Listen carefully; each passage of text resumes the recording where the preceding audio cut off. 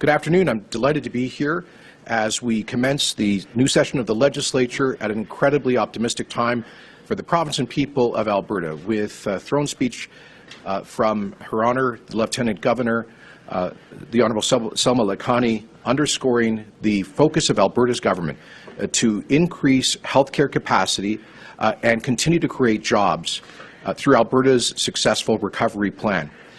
This is an important session. Now, this government has already achieved over 86% of our election platform commitments. We have done what we said we would do, with nearly 90% of our commitments to Albertans delivered on with nearly 18 months to go in the mandate of this government. But more work lies ahead of us, and one of the key things we've learned from the COVID-19 situation is the need to expand healthcare capacity. Our government has already significantly increased the healthcare budget, last year providing an additional nearly $1 billion to speed up access to surgeries and reduce surgical wait times. Obviously, COVID has continued to have a damaging impact on our broader healthcare system, including surgical wait times. So this budget underscores that we'll be moving forward with Alberta's surgical initiative designed to do more surgeries more quickly, getting people out of the backlog and getting them out of pain so that they can move on with a healthy life. And that is a critical part of the actions that we will be taking. You'll see that further reflected in Thursday's budget. We will also be taking important measures to move forward with Alberta's economic recovery plan. As you know, Alberta has led Canada in economic growth in 2021, and we are projected to continue leading the country in economic and job growth in 2022. We see this economy firing on all cylinders. It's obviously we are benefiting from strong oil and gas prices, but we are seeing dynamic growth in virtually every Alberta industry and diversification happening like never before. Important legislation will be introduced following this throne speech as key parts of Alberta's recovery plan. That includes reform to the Alberta financial services sector. It includes allowing companies to do their own reinsurance, to have financial services at lower cost. It includes other measures to diversify the Alberta economy. At the same time, we have an important focus here on making life better for Albertans, and that includes important reforms in the area of education. So, for example, legislation will be introduced to strengthen protection for Alberta students by ending the conflict of interest, which allows the Alberta Teachers Association to investigate its own members. That will put the Alberta teachers on the same playing field as all other regulated professions in every other province of Canada by removing the peculiar conflict of interest that exists only for teachers and only in Alberta. This throne speech addresses a number of important issues on public safety as well, and as well as, for example, new legislation to help inform people of the danger that may be posed by those who are on bail, parole, or be facing deportation following a criminal conviction. On the economic front, we'll be introducing an important new red tape reduction bill to put more momentum behind our successful red tape reduction initiative. Alberta's government was elected on a commitment to reduce by 1/3 the number of job-killing government rules imposed on our economy. We've already succeeded by reducing that burden by 22%. I'm looking forward to the Canadian Federation of Independent Businesses red tape report card later this week. But this will be more legislation to actually reduce government rules, which we have to do through a bill in the legislature. On public safety, we'll be today's throne speech makes a commitment to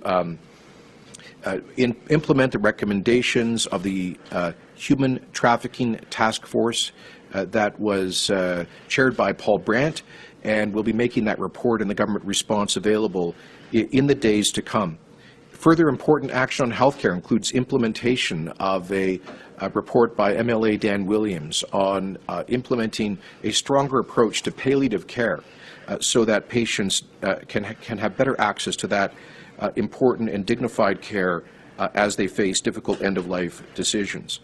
There is a commitment in the throne speech to expand prenatal care services and funding to pregnant moms who are on income support or AISH, recognizing that an early start for children is so critical for their life chances.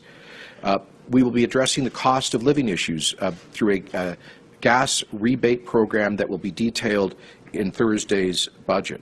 And we will as well be moving forward with legislation to take action on recommendations from the Police Act Review and the Human Trafficking Task Force, as mentioned. Finally, there is important commitments in the budget about recognizing our unique Alberta heritage. Part of that begins with a program to celebrate the Platinum Jubilee of Queen Elizabeth, recognizing that it's a strong tradition of doing that in Canada and other Commonwealth countries at each 10th year of her accession. And this is now a remarkable anniversary and a chance for Albertans to celebrate 7 decades of service. We'll be doing that through, in part, through a Platinum Jubilee Medal program to recognize volunteers in our communities, particularly for their tremendous efforts throughout COVID to care for those in need. We'll also be launching a Alberta Identity Program and taking Alberta government facilities and buildings to name them after prominent Albertans who have contributed so much to building our province. And we make a commitment to begin that by renaming the Terrace building here on the grounds of the legislature after the great Cree peacemaker, Chief Poundmaker. And that will be a wonderful tribute to one of the great chiefs who was a great voice for reconciliation and a bridge between First Nations and the pioneers of the European communities that came to this part of the world. As well, we are reaffirming a commitment in the throne speech to finish consultations with Indigenous communities on the construction of an appropriate and fitting permanent memorial to recognize the victims of the Indian residential schools, and that will be built here on the grounds of Alberta's legislature. So altogether, this is a throne speech that focuses on expanding healthcare capacity, creating jobs and economic growth, while strengthening public safety and recognizing what is unique about Alberta as we build a stronger province. And with that, I'm happy to take your questions. Thank you, Premier. That concludes the speaking portion. We're going to start with questions on the phones. Just to note, Premier Kenney is here, as well as Ministers Orr and Government House Leader Jason Nixon are available for questions. Operator, can you please put through the first caller? Thank you. David Staples, Edmonton Journal. Thanks for taking my call. My first question is about the ESG governance that you're going to be bringing in to the government. Exactly why are you doing this? How much is this going to cost? And why embrace ESG? As some people say, it's just an exercise in public relations for companies. It includes companies with high ESG scores, include companies like Philip Morris, the tobacco company, and Coke and Pepsi, who make pop. Why get into this in such a big way as Alberta moving in this direction?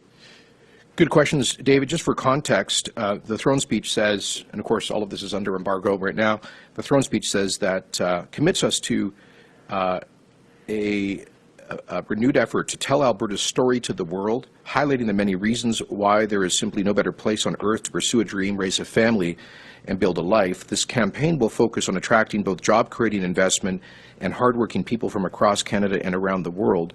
The important work of the new Environmental, Social and Governance Secretariat will be part of this effort, showcasing Alberta's achievements in lowering emissions and improving our reputation as a world leader in responsible energy production. It goes on to say the government will continue to support the Oil Sands Pathways to Net Zero Alliance to achieve their goal of net zero carbon emissions in the industry by 2050, while pressing the federal government to create strong fiscal incentives for investment in carbon capture, utilization and storage technology. So part of what we're speaking to here will be a whole of government campaign to much more assertively tell Alberta's great story in many different ways.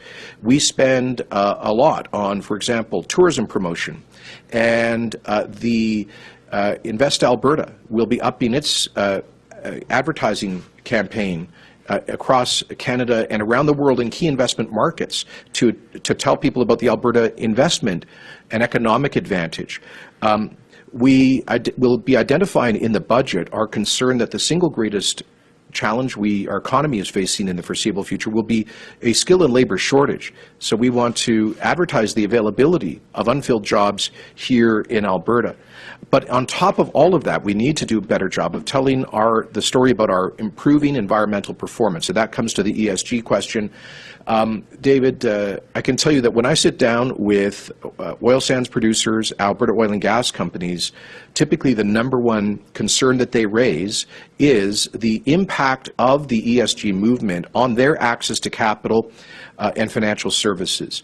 As you know, increasingly there has been a movement starting with European financial markets, moving increasingly to North America to reduce investment, credit, capital and financial services available to the industry. Two of the world's largest reinsurance companies, both based in Europe, have said that they will no longer provide reinsurance products to the oil sands, for example. The Canadian Energy Centre was created in part to correct some of the myths and misconceptions about our environmental performance, but the ESG Secretariat that we've established in my Department of Executive Council with a small budget, I think it's about a $1.52 million budget, has a coordinating function across the whole government of Alberta to make sure that we are tabulating all of the progress that we are making on improving our environmental performance and that we are more effectively telling that story. Minister Taze and I spent several days before Christmas on the phone with the CEOs of Canada's largest banks, pension funds, mutual funds, and financial institutions. And I can tell you, David, this came up as a principal question from many of them. So we have to do a better job of this. We are reducing emissions intensity across the economy. The Pathways Group has this 2050 net zero goal. We will be coming forward with our own Government of Alberta strategy for emissions reduction, but all of this has to be coordinated because it could become, if we don't properly manage this issue, it could become an existential threat to the future of our largest industry. Thank you, Premier. David, do you have a follow-up? Yeah, could it be, Premier, that Alberta companies and Alberta, the government, is going to be jumping through endless loopholes, not endless loopholes, jumping over endless barriers and fighting hard to get good ESG ratings and going through all of this incredible effort, but it's not going to do any good in the face of our competitors in the oil and gas industry in, kind of countries with very poor human rights records like Saudi Arabia and Russia. And they'll continue to take market share while we busy ourselves, tying ourselves in knots, trying to meet ESG goals, which other countries are going to brush off, but still forge ahead. Exactly. That is a central concern, which has led us to create the CSG Secretariat in my department, because we are developing what we think is a better, more accurate framework for scoring environmental, social, and governance performance by companies. And here's a point that we will be making very forcefully to those firms that produce these ESG metrics. And the point is this. You have to include a jurisdictional analysis because, if, for example, if the governance rating of companies is based simply on, for example, things like gender diversity on the board, but they don't include the broader geopolitical context of who owns these companies and where they operate, then they're really missing the boat. Most of our major global competitors on oil production are state-owned or partially state-owned enterprises, many of them owned by dictatorial states that are serial abusers of human rights, and witness what Russia is doing in Ukraine right now, that destabilize global peace and security. So, if Gazprom has an adequate ratio of gender diversity on the board, why should that count in their favor if they are a country effectively controlled by Vladimir Putin, who is invading sovereign nations and executes political opponents? That's exactly the point that we must make, which is that if ESG metrics are applied unfairly, unreasonably, only to publicly traded companies working in transparent liberal democracies like Canada, then we're missing the boat completely.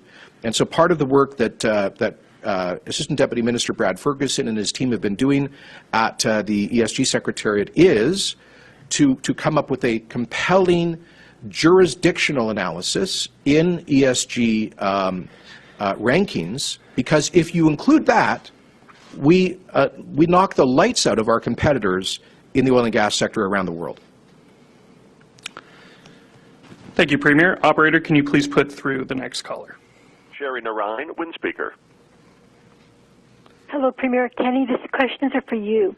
That initial report on an Alberta provincial police force said there had been limited discussions with Indigenous groups. Has that limited discussion been corrected in order for you to move forward on taking action on recommendations? Yeah, thanks for the good question. In fact, the reason we are doing more exhaustive second phase consultations is in large part so we can have detailed, in-depth conversations with First Nations and Indigenous communities. I believe that the model for a potential Alberta police service that has been proposed as the basis of these consultations would be a major step forward in Indigenous involvement in policing. If you look at that model closely, it would guarantee a certain number of seats on an Alberta Police Commission for representatives of Indigenous people. This, I believe, would be the first time in Canadian history that Indigenous people would have a guaranteed and permanent role in police governance and oversight. I think this it has an incredibly exciting progressive idea that deserves serious consideration. Secondly, I think that by starting fresh, the Alberta Provincial Police Service could give us an opportunity to move past the legacy of racism that we know has too often been experienced by Indigenous people in their contact with policing. Thirdly, we believe there is great potential to expand First Nations policing, which is why last year we passed the First Nations Policing Act to make it easier for First Nations to do what the Kainai tribe has done, for example, with their First Nations policing. And finally, we believe there's a great opportunity to do a much better job of recruiting Indigenous Albertans to serve in a potential Alberta Provincial Police Service. So we think in fact, just the other day I was talking at the Government of Alberta's annual protocol summit with the Blackfoot tribes and Chief Stanley Greer, a former 32-year officer of the RCMP, who wrote a report on a potential Alberta Police Service for Ralph Klein, agreed with me that there could be enormous potential advantages from an Indigenous perspective with an Alberta Provincial Police Service. But we want to respectfully listen to First Nations. There are concerns. We want to address those in good faith, and that's exactly what the current consultations are about. Okay. Different topic. Has funding been committed for the memorial on the grounds of the legislature for Indian residential school victims? I don't believe we have a dollar figure committed, but Minister of Indigenous Relations Rick Wilson has obtained agreement in principle from a number of ministries here to contribute to that. And so we want first respectively to hear what Indigenous communities think we should do, what kind of memorial it should be, and then we can start to scale the budget. So we don't want to make any we haven't fixed a budget at this date because we want to finish the consultations and figure out what do people think would be an appropriate memorial there. Okay. Thank you very much. Thank you. Thank you, Premier. We have time for two more on the phones, then we'll go to the floor. Operator, can you please put through our next caller? Thank you. Rick Bell, Calgary Sun. Good afternoon, Premier. I'd just like to ask about the Emergencies Act that you spoke about on the weekend. What do you think are the chances, Alberta's chances in court fighting this Emergencies Act? Because, you know, there have been court cases before and they haven't necessarily turned out favorably. Have you been told by your people that there is actually a good chance of winning this one, or is this just more of a kind of a symbolic opposition? No, Rick, really believe that the federal government has massively overreached here without any good reason. They have brought in the successor of the War Measures Act and now extended it, even though there are no road blockades anywhere in Canada. The Ottawa situation has been resolved. Ontario and Alberta stopped the Coutts and Windsor border crossing blockades without using these kinds of emergent powers. So it was completely unnecessary. As far as I can tell, this is the Prime Minister desperately trying to show that he was doing something, and instead has massively overreached. I mean, what is their reason for it now? Apparently because there are a few trucks parked in farmyards somewhere in eastern Ontario that they think constitute a menace to national security and sovereignty. This is ridiculous. If you actually read the Emergencies Act, it's very clear that this has to be a situation that cannot be controlled through any normal legal means, and that poses a real risk to the security, sovereignty, and health of Canadians. There is no such risk. There is no emergency. And so I can't imagine a court supporting the Government of Canada's invocation of these powers and their extension of them.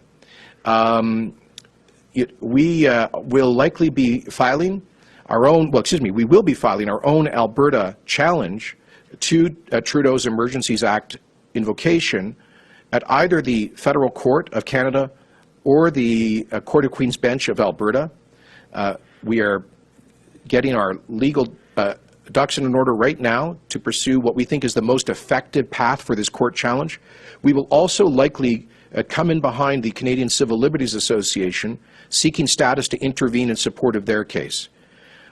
I've seen comments from dozens and dozens of highly respected lawyers, not just those here in the Government of Alberta, who believe that the federal actions are a huge and obvious overreach. So we really do believe that we've got a strong case to make, and it's the feds who will have I think, a very hard time justifying why they did this when there is no obvious reason for it. Rick, do you have a follow-up? Yes. Premier, you've in the past had, on occasion, had strong words for the Prime Minister and his actions.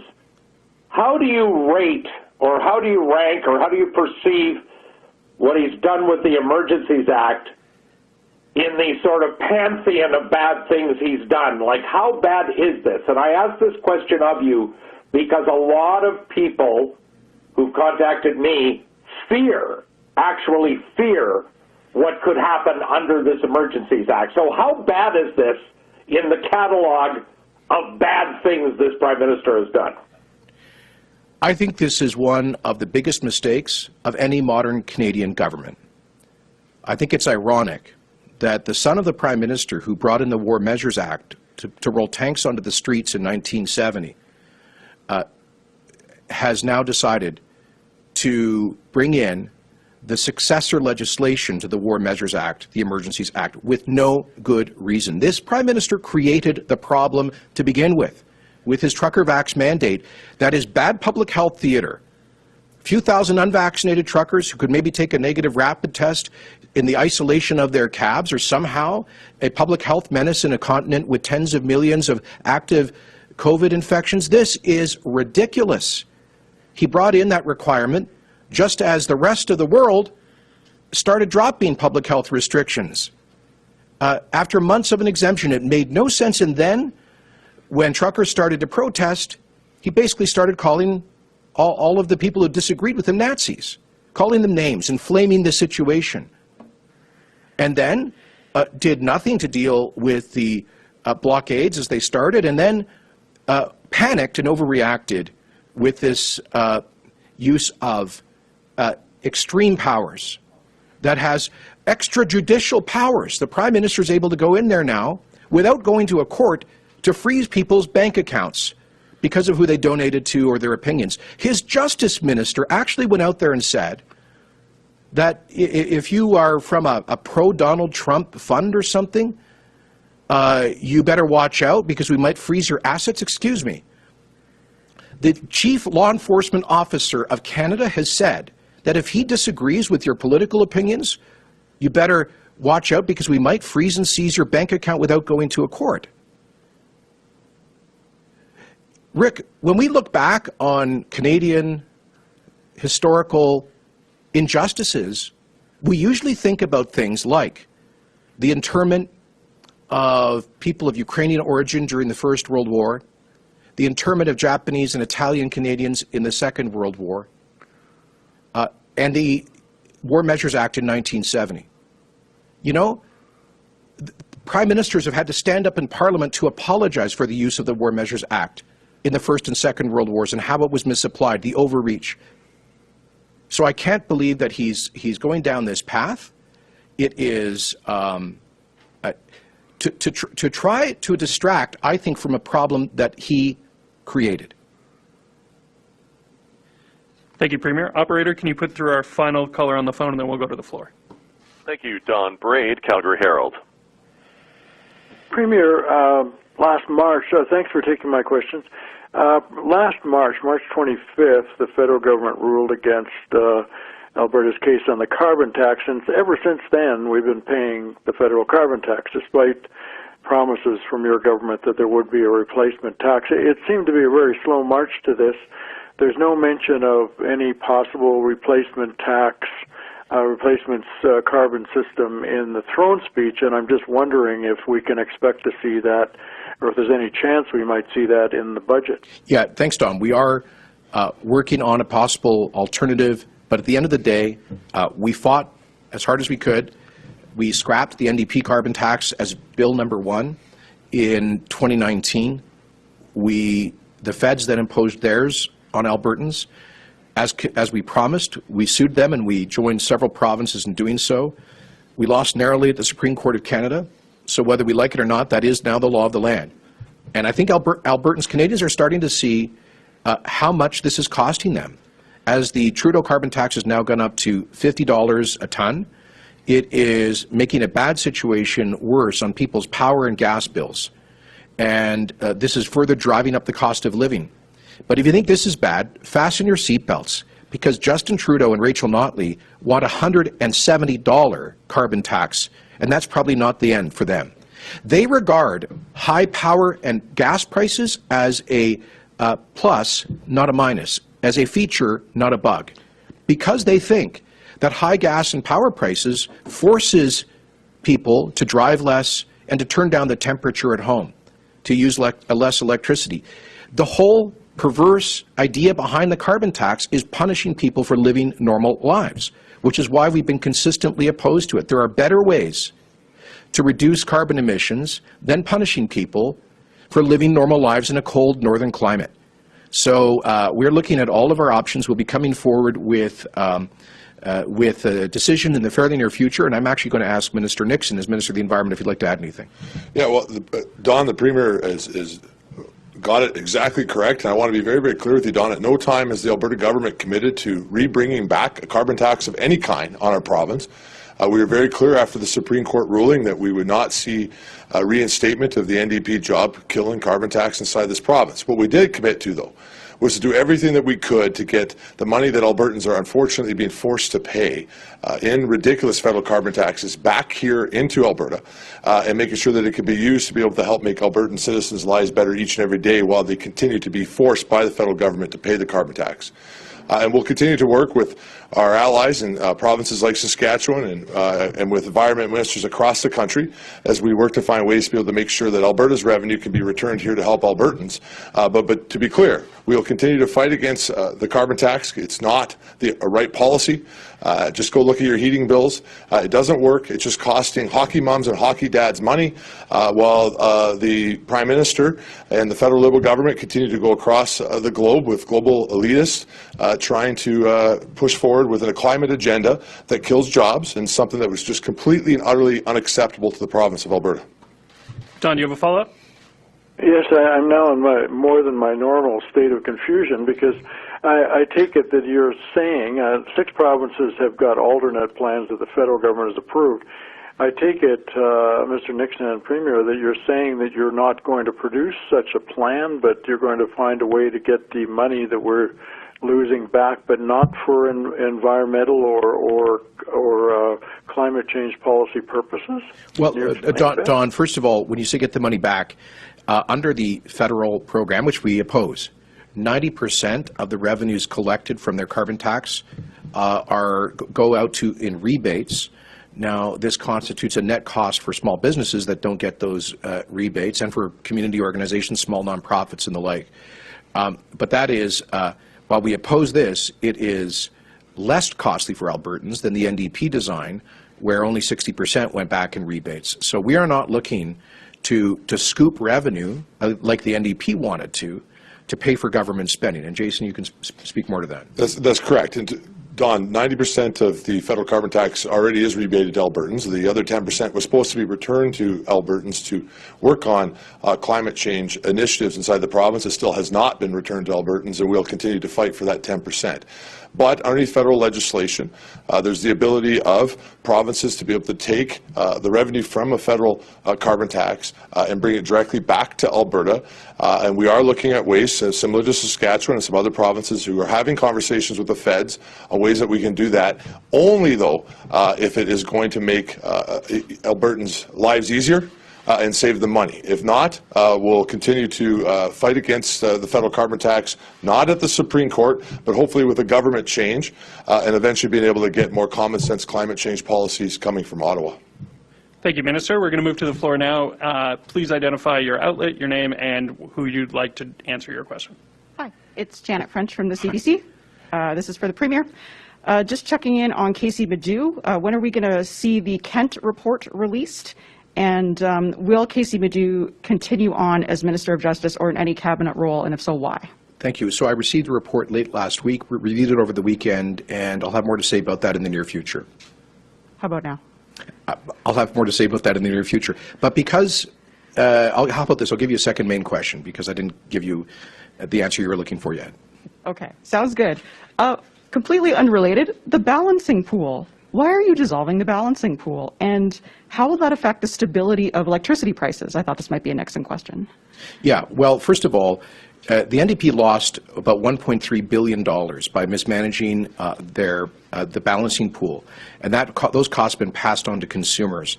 The balancing pool no longer serves any useful purpose. It just constitutes an additional cost. We need to reduce power costs for Albertans, and this is one small way of doing so. Minister Nixon, could you add more? He's not the Minister of Electricity, but he knows a lot about it. That's correct, Janet. The balancing pool, because of the changes that have already been brought in place under Minister Savage when she was responsible for the electricity file, have made the balancing pool basically not be needed no more. And so we have to bring forward a legislative process to unwind that organization, which is, again, came in underneath the NDP, and it's just costing Albertans money, which is why we moved forward with a different process with our electricity system. And you're going to see stuff in this upcoming session as well, where we work towards looking at legislation that can continue to try to help lower Albertans' electricity bills and stabilize our electricity system while continuing to try to fix the incredible mess that the NDP left when they were government 3 years ago with our electricity system. And that's the basis for my follow-up, is I wanted a little bit more information about this natural gas consumer protection program that may be rebate style. Please tell me what you can about how that's going to work and what kinds of rebates the members of the public could expect on their bills. Well, the details of that will be in the budget, so I'm afraid you'll have to wait until Thursday because I don't want to violate budget secrecy. And you've now had 4 questions, so thank you, Janet. Good try, though.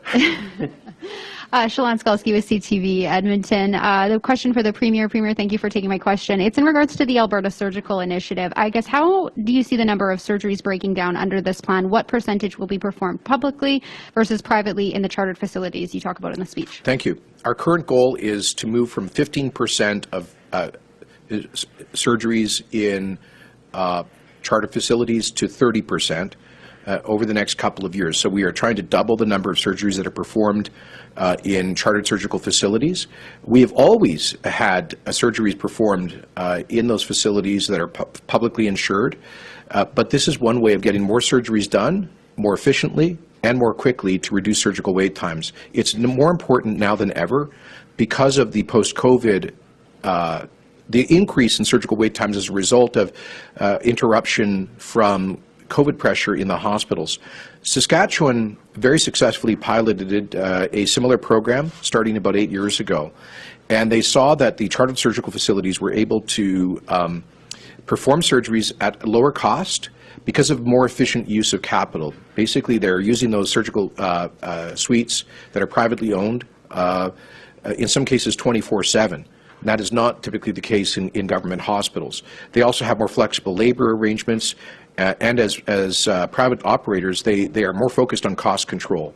And so one thing important to underscore is that 100% of the surgeries that will be funded through this initiative are publicly insured. No one has to get out their credit card, not for one dime.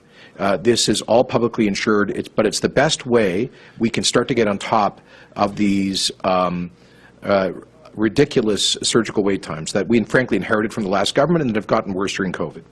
Yeah, as a follow-up to that, you mentioned coming out of the pandemic, of course, the healthcare system just withstood one of the greatest challenges in Alberta that it's ever seen. I guess what flaws did you see coming out of that? I guess why would now we turn to an increased private system? Well, again, we just want to get more procedures done more quickly. And the healthcare system in Alberta and in Canada is largely delivered by private businesses. Every doctor, when you walk into their clinic, is a private personal corporation. Every surgeon who bills to us, whether it's in a hospital or outside of a hospital, operates as a private contractor, as a private corporation. So the vast majority of services provided by private operators within public administration. I don't think people care whether the doctor is paid a salary or is operating as a professional corporation. They just want the service done, and we want to get it done as efficiently as we can. But there are some deeper issues here that we will be addressing in the weeks to come. You know, in 2019, according to the Canadian Institute of Health Information, Alberta had the lowest per capita number of intensive care beds of all Canadian provinces, even though we have the second highest per capita health expenditures in the country. That makes no sense. That's the situation we inherited and went into COVID with, which is a very expensive system with results that don't justify what we're spending. And so the broader strategy to increase health capacity, yes, will involve some more money, but also finding smarter ways of delivering things like other provinces do. Why is it that other provinces that spend less on health care are able to field more beds, particularly for intensive care? That's a serious question we need to answer as a province, and we will be addressing all of that in the weeks to come. We'll take two more. Catherine Gurkowski with Alberta Today. I'm actually going to segue on that. You mentioned increasing healthcare capacity by expanding intensive care. The McKinnon panel and the EY report said that hospitals are the most expensive way to deliver care. So why are we expanding hospital care? And how are you going to be recruiting healthcare workers when at a higher cost when you're trying to create efficiencies in the system? Those are all very good questions. Yeah. Thank you. So we have to do a lot of things at once. It's not just one thing. We agree with the McKinnon panel that procedures performed outside hospitals are often done at lower cost, and that's one of the reasons we are pursuing these Alberta Surgical Initiative to double the number of surgeries performed outside of a hospital setting. At the same time, with a growing population, we know that we will need additional basic hospital capacity, and that's why the throne speech and the budget will both speak to critical historic investments in building and expanding Alberta hospitals. We'll have a very exciting announcement about that tomorrow in Red Deer. On Saturday, I'll be at the official grand opening of the new Grand Prairie Hospital.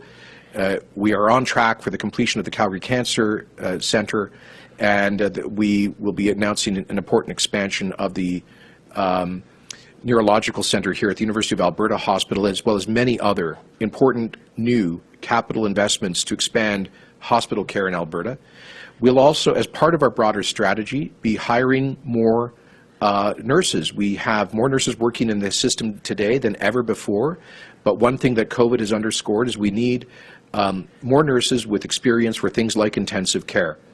And finally, when you talk about increasing intensive care capacity, that is not the kind of thing that can be really delivered in a private setting, because that is like emergency care. Those are kinds of health care that are best delivered in a publicly owned hospital, and for all sorts of reasons. And we will be investing specifically to increase the baseline number of ICU beds. As I mentioned in response to the last question, we inherited the lowest per capita number of ICU beds in Canada. We need to get up towards the top of Canada, partly so that we have more capacity to deal with any potential COVID waves that could challenge the hospitals. And in an op-ed today, your finance minister, Travis Taves, had said he had pushed back against the criticism that we're able to be in such a strong financial position because of the high price of oil. And you say it's a result of carefully reducing costs and revenue growth. Are you saying if oil prices are where they were a year ago, we would have been seeing these balanced budgets or even a surplus? Well, we'll have to wait to see if there's a balanced budget on Thursday, but I can tell you that here's the point. We have significantly restrained spending. Alberta was spending too much. We were the most expensive and inefficient provincial government in Canada. That is no longer the case. We're now approaching the national average on per capita spending, because we have limited spending over our 3 years in office to 0.34% increases per year, compared to under the NDP, which was increasing annual spending by I believe 4.5%. And if the NDP had continued with that spending track, our last fiscal update would show a $5.5 billion larger deficit.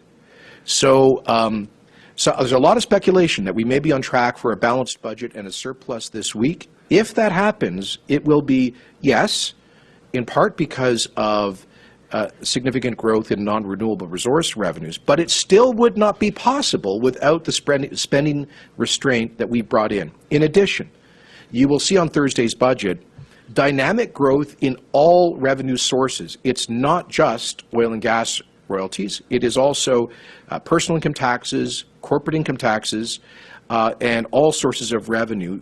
That is a reflection of the diversification happening in Alberta today and the success of our recovery plan. So to put it simply, we would not be in the ballpark of a balanced budget without 3 years of tough spending restraint plus diversification across the economy. Last question. Audrey Neveu, Radio-Canada. Hi. First question, English and French. You say you want to go from 15 to 30% of surgeries in chartered surgery facilities. Are there any other areas where you would like to delegate any health care to chartered facilities, like more private-owned facilities? Well, our plan is exactly this. It's to at least double the number of surgeries performed in charter facilities. We do not have plans to contract out large-scale services outside of that. Of course, as I've said before, so many of our medical services are already performed in a private setting that are publicly insured. And look, we are open. We need to get serious about health innovation. We need to realize the lesson of COVID is that Canada does not have adequate healthcare capacity. That has to be changed. And we believe the surgical initiative is a very strong strategy to do so. En français, pour dire que notre emphase est sur un doublement du nombre de surgeries que nous faisons dans les cliniques privées, évidemment avec l'assurance de santé publique, parce que les cliniques chirurgiques privées sont plus efficaces que par rapport aux hôpitaux publics à cet égard. Alors, nous pouvons faire plus des surgeries, pour réduire les arriérés, les listes d'attente, avec cet investissement important pour doubler le nombre de surgeries que nous faisons hors des hôpitaux. Mais quant aux autres procédures, nous mettons l'accent sur, comme j'ai dit, cette stratégie de surgerie. Puis, concernant la loi sur les mesures d'urgence, vous avez été extrêmement ferme dans votre opposition. Pourquoi est-ce que c'est autant une mauvaise idée, à votre avis, et pourquoi vous y opposez-vous vous-même en tant que gouvernement plutôt que de laisser les associations de la société civile le faire? En partie parce que c'est une invasion de juridiction provinciale dans la Constitution canadienne. Il faut que nous défendons notre champ de compétences dans la Constitution, mais plus largement, je dirais que les Albertains, ils croient dans la liberté, dans la règle du droit et dans les gouvernements limités. Et cette utilisation de la loi sur les urgences nationales est épouvantable à cet égard. Alors, nous ne serons pas la seule province de déposer un défi judiciaire contre la décision de M. Trudeau qui n'a aucune raison. Il n'y en a pas une urgence actuellement au Canada. Alors pourquoi est-ce que nous avons la loi sur les urgences nationales? Effectivement, c'est comme une décision semblable à l'utilisation de la loi sur les mesures de guerre en 67, 70. I'll try that in English. Did you want me to do that in English? Okay. To say that was a question about the Emergencies Act. Why are we filing this and not just leave it up to other organizations? Look, partly because the federal invocation of the Emergencies Act is a clear violation of provincial jurisdiction under the Constitution. We are primarily responsible for law enforcement. This seeks to override us in that regard. Secondly, this is, I think, a violation of the values that Albertans believe in the rule of law. And it is a massive and unjustifiable overreach. So I think we do have a responsibility to fight it in court, and we won't be the only province doing that. So thank you very much. Thanks, everyone.